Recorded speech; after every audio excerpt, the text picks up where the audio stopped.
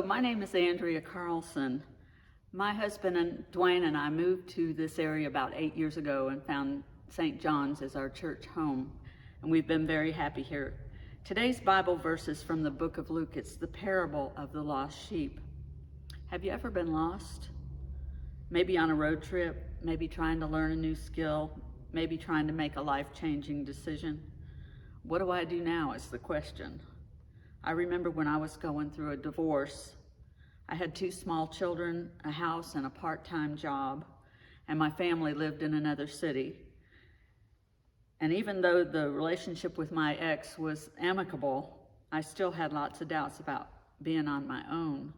I prayed a lot, and I had a very supportive family and friends, and that transition was made a lot easier than I thought it was going to be.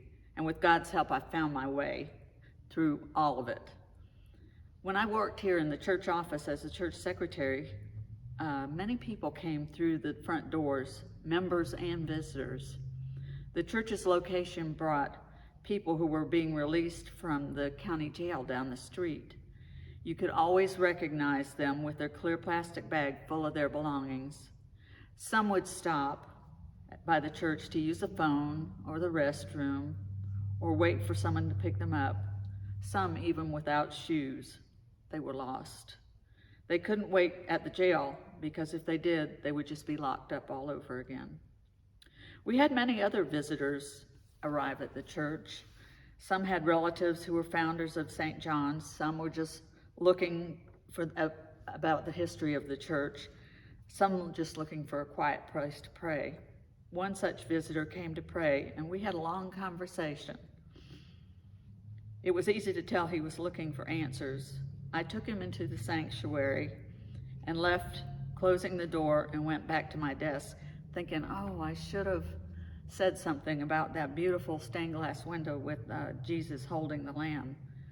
That particular stained glass window has brought me a lot of comfort when I've faced difficulties. And it reminds me that I'm never alone.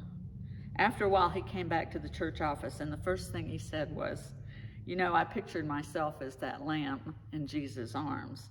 I still tear up when I think of that day. This stranger knew he was in the right place, looking for answers. We all have had times when we feel lost, but we have a loving Savior who is with us through it all.